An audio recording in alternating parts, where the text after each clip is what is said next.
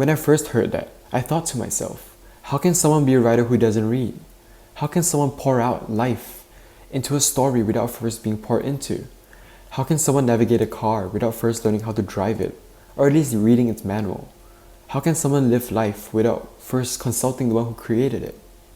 One of the most interesting arguments against God's existence is that we believe in science instead of God. But my question is, why can't both of them exist? Doesn't the existence of a car suggest that someone made that car? That's like saying I don't believe someone created a car because I can drive. But here I am saying that there isn't only a maker of that car, there's also a pretty good instruction manual that comes with it. The perfect mission, the perfect life lived would be exactly like Jesus. We are trying to be more like Christ. That's the mission for all believers of God. That is non-negotiable. If that's not the version of perfect life for you, then congrats, you might not be a follower of God. But for those that do believe that this is the mission, the Bible is almost the user guide to our flesh. And of course it's easy to tell someone to read the Bible. Anyone can do that. When was the last time that actually worked in the long run? But what I am telling you, what I am saying to you, is that any good writer will tell you that you have to love reading in order to get good at writing.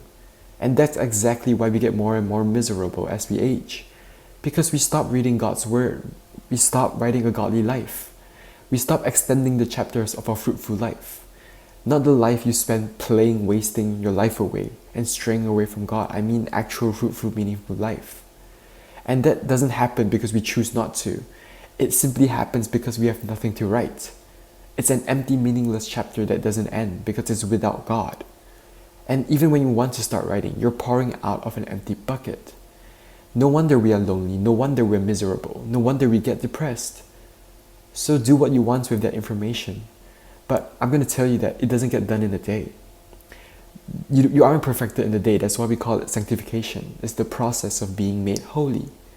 If you think that you can be saved by just memorizing a few verses in the Bible, or even the whole Bible, you're getting it wrong. God is a teacher, but that's not the only thing He is. He isn't there just to teach you how to live a good life. Any self-improvement book can do that. But because we view the Bible as nothing more than just a book, we stop turning to the one who it's all about. We turn to man when deep down we should be turning to God. The truth is that man is fleeting, it's temporal.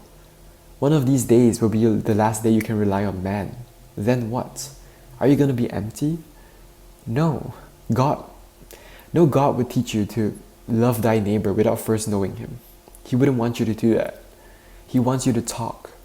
But not just talk at him, but to talk to him. Feet on the earth, heart full of heaven. That's what he wants. He isn't just a teacher. He isn't just a good role model. He's a God who wants to talk to you every single day. That's the entire point of my favorite quote by C.S. Lewis, which says, he is trying to prevent anyone from saying the foolish thing about God, is that he is ready to accept Jesus as a moral teacher, but unable to accept that he is God.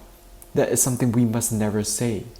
Someone who was like Jesus can never be just a moral teacher. He would either have to be a lunatic who believes that he was a poached egg, or he would be God. So you have to believe he was either the Son of God or a madman. You can shut him up for a fool, you can spit on him and kill him and call him a demon. Or you can call him Lord, or you can call him God, or you can call him King. But don't come around and just saying he's just a human teacher. Don't just say that the Bible is just a book for you to follow. Because he isn't. He is a faithful, loving God when neither you and I were faithful or loving.